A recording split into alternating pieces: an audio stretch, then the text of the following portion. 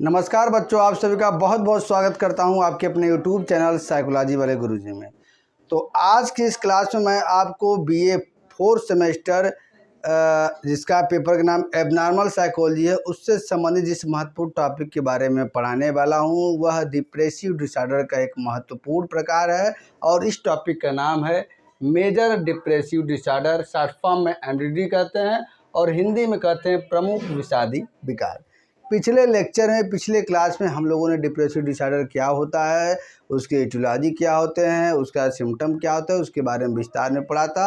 अब depressive disorder के types के बारे में हम लोग पढ़ेंगे। तो उसी कड़ी में डिप्रेसिव डिसऑर्डर का एक सबसे प्रमुख जो प्रकार है जिसका नाम मेजर डिप्रेसिव डिसऑर्डर है, इसको हिंदी में प्रमुख विषादी विकार कहते हैं, इसके बारे में डिटेल में समझने वाले हैं। तो आप सभी लोग वीडियो को लास्ट तक जरूर वॉच कीजिएगा, तभी कॉन्सेप्ट क्लियर होगा। और चैनल में पहली बार विजिट किए हैं तो सब्सक्राइब करके जरूर जाइएगा। आपके सब्सक्रिप्शन से मुझे मोटिवेशन मिलता है आगे क्लासेस जो है कंटिन्यू करने के लिए। तो चलिए आज की क्लास को शुरू करते हैं, आपको समझाते हैं what is major depressive disorder. देखिए, इंट्रोडक्शन सबसे पहले हम बात करते हैं इंट्रोडक्शन इसका क्या होता है। तो देखिए, MDD जो होता है एक गंभीर मूड डिसऑर्डर है, यानी कि जो मेजर डिप्रेसिव डिसऑर्डर होता है एक गंभीर सीरियस मनोदशा विकार है, यानी मूड से संबंधित विकृति होता है जिसमें व्यक्ति कम से कम 2 सप्ताह तक लगातार उदास रहता है। देखिए, इसका क्राइटेरिया है कि इसमें मिनिमम 2 सप्ताह से लगातार अगर व्यक्ति उदास है तो वो किसके गिरफ्त में जा रहा है, मेजर डिप्रेसिव डिसऑर्डर।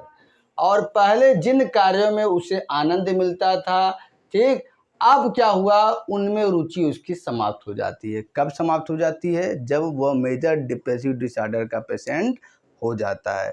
तो एकदम सिंपल ये आपका है कि मेजर डिप्रेसिव डिसऑर्डर जो है वह एक मूड डिसऑर्डर है, यानी कि आपके मनोदशा से संबंधित एक विकार है जिसमें क्या होता है कि कम से कम व्यक्ति 2 सप्ताह तक लगातार उदास रहता है, चाहे वो किसी भी बात को लेकर हो, ठीक है। और पहले जिन कार्यों में उसे आनंद मिलता था, उसे खुशी मिलती थी, अब उन सभी कार्यों में उसकी रुचि समाप्त हो जाती है। आइए एक डिफिनेशन देख लेते हैं जिससे आपको और भी ज़्यादा क्लियर हो जाएगा what is major depressive disorder. देखिए, प्रमुख अवसाद विकार एक गंभीर सीरियस, बार बार ध्यान रखिए, सीरियस मनोदशा विकार है जिसमें व्यक्ति कम से कम, ये न्यूनतम दिया है, 2 सप्ताह तक लगातार उदास रहता है तथा दैनिक जीवन के कार्यों में रुचि और आनंद खो देता है। कहने का मतलब यह है कि जो प्रमुख अवसाद विकार है, जो मेजर डिप्रेसिव डिसऑर्डर है, वह एक गंभीर मनोदशा यानी कि मूड से संबंधित विकार होता है जिसमें व्यक्ति कम से कम 2 सप्ताह तक, 2 सप्ताह यानी कि 14 दिन तक लगातार वो उदास रहता है और अपने दैनिक जीवन के वे कार्य जिनमें उन्हें पहले रुचि थी, जिन्हें करने में उन्हें आनंद मिलता था, वो सभी क्या है, वो खो देता है। तो that's called MDD, it means major depressive disorder. आइए आगे बात करते हैं DSM-5 क्राइटेरिया क्या कहता है मेजर डिप्रेसिव डिसऑर्डर के बारे में। मतलब ये क्या क्राइटेरिया रखता है कि यदि ये चीज़ें पाई जाएंगी तो व्यक्ति मेजर डिप्रेसिव डिसऑर्डर के अंतर्गत आएगा। देखिए, निदान के लिए कम से कम 5 लक्षण लगातार 2 सप्ताह तक उपस्थित होने चाहिए, तभी ऐसे लोगों को मेजर डिप्रेसिव डिसऑर्डर के अंतर्गत ली जाते हैं, ठीक है। डायग्नोसिस के लिए यदि कोई मनोचिकित्सक किसी व्यक्ति के अंदर अगर ये मेजर डिप्रेसिव डिसऑर्डर को डायग्नोसिस करता है, पहचानता ही है कि ये व्यक्ति मेजर डिप्रेसिव डिसऑर्डर का है, तो कम से कम जो लक्षण मैं बताऊंगा उसमें 5 लक्षण अवश्य होने चाहिए और इनमें से एक लक्षण अवश्य होना चाहिए, वेरी इंपॉर्टेंट, कौन, डिप्रेस्ड मूड, यानी कि लगातार उदासी, और कम से कम उदासी कब, 2 सप्ताह से तक लगातार उदासी। दूसरा लॉस ऑफ इंटरेस्ट, यानी कि क्या है, वो अपना क्या है, रुचि, जो आनंद है, जिन कार्यों में पहले उसे मिलता था वो उसे क्या है, खो देता है। तो ये DSM-5 का क्राइटेरिया था। अब हम मूव करते हैं कि और देखिए एक लाइन और इसमें है कि ये जो लक्षण होते हैं दैनिक यानी कि रोज़मर्रा के जो कार्य होते हैं, सामाजिक, समाज से जुड़ी चीज़ें, व्यावसायिक, व्यक्ति के व्यवसाय से जुड़ी चीज़ें और अन्य महत्वपूर्ण कार्यों में व्यक्ति को हानि पहुंचाते हैं। क्योंकि पहले जिन कार्यों को करने में व्यक्ति को आनंद मिलता है, जिन कार्यों को करने में व्यक्ति को खुशी मिलती थी, जिन कार्यों में उसकी रुचि थी, वो सब में जो है आनंद खो देता है, उसे बनना करना बंद कर देता है। तो इन सभी पक्षों से जो है हानि पहुंचती है। अब बात करते हैं कि व्हाट इज क्लिनिकल पिक्चर और symptoms of major depressive disorder. मतलब कि कौन से ऐसे लक्षण हैं जिनके आधार पे आप कह सकते हैं कि ये व्यक्ति मेजर डिप्रेसिव डिसऑर्डर के पेशेंट है। आप खुद जज कर सकते हैं, जो मनोविज्ञान वाले पढ़ने वाले बच्चे हैं वो खुद जो है किसी व्यक्ति में कम से कम जो मैं लक्षण बता रहा हूँ 9 में से 5 लक्षण अगर मिलते हैं, इन दोनों में से कम क्या है एक लक्षण अवश्य होने चाहिए, तो व्यक्ति क्या है मेजर डिप्रेसिव डिसऑर्डर का पेशेंट है। पहला है डिप्रेस्ड मूड, यानी कि डिप्रेशन मतलब क्या होता है, उसका जो मनोदशा होता है विषादी मनोदशा, ठीक है, हिंदी में विषादी मनोदशा कहते हैं। यानी कि लगातार उदासी, कम से कम 2 सप्ताह से उदासी, और रोने का मन करता है ऐसे लोगों का, उनके निराशा रहती है उनके जीवन में, और खालीपन महसूस करते हैं। वो हमेशा ये लगाना गाते हैं कि जगह सुना सुना लागे रे, कोई लगे ना अपना। तो ये मेजर डिप्रेसिव डिसऑर्डर की क्या है लोग होते हैं। इनमें पहला लक्षण आप यही देख लेंगे कि उनका जो मूड होता है वो डिप्रेस्ड होते हैं, लगातार उदास रहते हैं, रोने का मन उनका करता है, निराश रहते हैं, खालीपन महसूस करते हैं। ठीक है। दूसरा क्या है लॉस ऑफ इंटरेस्ट, जिसको हम एनेडोनिया कहते हैं। ठीक है, यानी कहले कि मतलब कि पहले जिन कार्यों में वो व्यक्ति को खुशी मिलती थी अब उसमें उसका मन ही नहीं लगता है, वो कार्य वो करना ही नहीं चाहता है। इसी को हम कहते हैं लॉस ऑफ इंटरेस्ट, यानी कि रुचि की कमी। तीसरा है एपिटाइट चेंज, मतलब उसका जो है वो क्षुधा में परिवर्तन हो गया। एपिटाइट मतलब क्षुधा परिवर्तन, यानी कि ऐसे व्यक्ति जो मेजर डिप्रेसिव डिसऑर्डर के पेशेंट है, या तो उनको भूख कम लगती है, या वो भोजन कम करेंगे बहुत ज़्यादा, या तो बहुत ज़्यादा भोजन करेंगे। ठीक है, और ऐसे व्यक्ति की वजन कम होगा या तो बहुत बढ़ जाएगा। ये दोनों एक दूसरे से कोरिलेटेड है। अगर कोई व्यक्ति कम भोजन कर रहा है तो वजन कम हो जाएगा, अगर ज़्यादा भोजन कर रहा है तो वजन बढ़ जाएगा। तो ये तीसरा लक्षण आपको देखने को मिलेंगे। चौथा क्या है स्लीप डिस्टर्बेंस, मतलब क्या है नींद से संबंधित जो है परेशानियां उनको मिलेगी, नींद से संबंधित जो है दिक्कतें उनको होंगी, जैसे अनिद्रा, उनको नींद ना आने की बीमारी हो जाएगी। ठीक है, जिसको इंसोम्निया बोलते हैं, या बहुत अधिक सोना, या तो नहीं सो पाएंगे वो, या तो बहुत ज़्यादा वो सोएंगे। ठीक। पांचवा क्या है फटीग, यानी कि थकान। अब जो व्यक्ति मेजर डिप्रेसिव डिसऑर्डर की गिरफ्त में है उस व्यक्ति में हर समय थकान महसूस वो करेगा, ऊर्जा की कमी यानी कि एनर्जी की कमी वो महसूस करेगा, छोटे कार्यों में भी थकान महसूस करेगा। छोटा भी कार्य कहेगा कर लेगा तो कहेगा अरे बहुत ज़्यादा मैं थक गया हूँ, हाथ पैर मेरा थक गया है। तो आप समझिए कि ऐसे व्यक्ति धीरे धीरे क्या है गिरफ्त में जा रहे हैं मेजर डिप्रेसिव डिसऑर्डर के। ठीक। अब छठवां क्या है फीलिंग ऑफ वर्दलनेस। ऐसे व्यक्ति के अंदर एक ये भी लक्षण देखा जाता है कि वो अपने आप को बेकार महसूस करते हैं। वो कहते हैं कि मैं एकदम बेकार हूँ, मेरा कोई महत्व नहीं है, मेरा जीना ही एकदम बेकार है, मैं पृथ्वी पे बोझ हूँ, मैं किसी काम का नहीं हूँ। तो फीलिंग ऑफ वर्दीनेस यानी कि बेकार होने का अनुभव भी उनके अंदर होता है। सातवां है एक्सेसिव गिल्ट, मतलब अत्यधिक अपराध बोध। छोटी गलती हो गई उस पर भी व्यक्ति ऐसा अपराध बोध करता है जैसे वो किसी व्यक्ति का मर्डर कर दिया है। एक्सेसिव मतलब अत्यधिक अपराध, बहुत ज़्यादा वो गिल्टनेस उसके अंदर भरा रहता है। आठवां है पुअर कंसंट्रेशन, यानी कि खराब एकाग्रता। ऐसे व्यक्ति को क्या होता है कि पढ़ाई में मन नहीं लगता है, उसका ध्यान एकाग्रचित नहीं होता है, और क्या है निर्णय लेने में भी उसको दिक्कत होता है। और नौवां सबसे गंभीर लक्षण जो है सुसाइडल थॉट, यानी कि आत्महत्या का विचार। ऐसे व्यक्ति को क्या है आत्महत्या से संबंधी विचार आते हैं, या जो आत्महत्या करने का वो प्रयास भी कर सकता है। और सबसे गंभीर लक्षण क्या है ये माना जाता है सुसाइडल थॉट। तो कुल 9 मैंने आपको जो है लक्षण बताए किसके मेजर डिप्रेसिव डिसऑर्डर के। इन 9 में से कम 5 लक्षण उस व्यक्ति में होने चाहिए, और एक लक्षण जो मैंने बताया इन दोनों में से एक लक्षण वो भी जरूर होने चाहिए। ठीक है, तो इस तरह से हम लोगों ने बात किया कि इसका मेजर डिप्रेसिव डिसऑर्डर का लक्षण क्या होता है, सिम्टम क्या होता है। अब हम बात करते हैं इटियोलॉजी यानी कि काजेस, यानी कि मेजर डिप्रेसिव डिसऑर्डर होने के पीछे कारण क्या है, किसका हाथ होता है, कौन से फैक्टर इन्वॉल्व होते हैं, इसी के बारे में हम बात करते हैं। तो देखिए there are 3 main factor involve this disorder. First है क्या है बायोलॉजिकल फैक्टर, जिसको आप जैविक कारक कहते हैं, ये सब हर डिसऑर्डर में आता है। सेकेंड है साइकोलॉजिकल फैक्टर, जिसको आप मनोवैज्ञानिक कारक कहते हैं। और थर्ड है सोशल फैक्टर, जिसको हम लोग सामाजिक कारक कहते हैं। तो सबसे पहले हम समझते हैं कि जेनेटिक फैक्टर। जेनेटिक फैक्टर मतलब क्या है कि जो जीन से संबंधित होता है, यानी कि आनुवंशिकता, यानी इट मीन्स जेनेटिक फैक्टर मतलब है कि जो जीन से संबंधित कारक हैं, जो आनुवंशिकता से संबंधित कारक है। इसका मतलब है कि जिस तरह से माता पिता के जीन्स के माध्यम से शारीरिक गुण जो है बच्चों में ट्रांसफर होते हैं, ठीक उसी प्रकार से मानसिक गुण और कुछ मानसिक जो रोग होते हैं वो भी क्या है, ट्रांसफ़र हो जाते हैं बच्चों में। इसका कहने का मतलब ये कह रहा है कि यदि किसी बच्चे के माता पिता, दादा दादी या नाना नानी में कोई डिसऑर्डर रहा हो तो वो भी उसके अंदर भी उत्पन्न होने का चांसेस होते हैं। तो ये है जेनेटिक फैक्टर। दूसरा है न्यूरोट्रांसमीटर्स।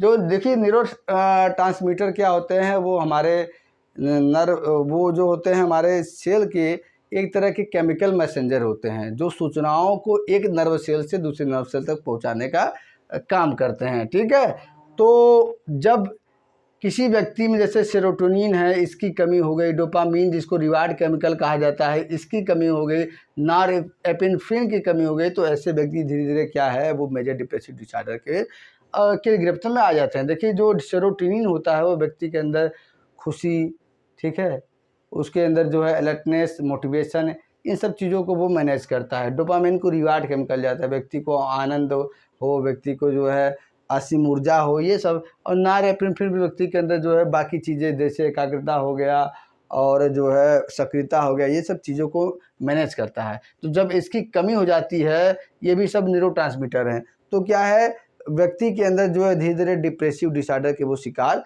मेजर डिप्रेसिव डिसऑर्डर के शिकार होने लगते हैं। चौथा है हार्मोनल चेंजेस, यानी कि हार्मोनल बदलाव भी अगर व्यक्ति के अंदर होते हैं तो वो भी क्या है, व्यक्ति को मेजर डिप्रेसिव डिसऑर्डर के अंदर जो है गिरफ्त में ला। जैसे कि थायराइड, अगर किसी व्यक्ति के अंदर थायराइड की अधिकता हो गई या कमी हो गई, कार्टिसोल जिसको हम स्ट्रेस हार्मोन कहते हैं, इसकी कमी हो गई या अधिकता हो गई, तो ऐसे व्यक्ति में क्या है, मेजर डिप्रेसिव डिसऑर्डर होने के चांसेस अधिक होते हैं। ब्रेन स्ट्रक्चर फंक्शन में यहाँ बदलाव।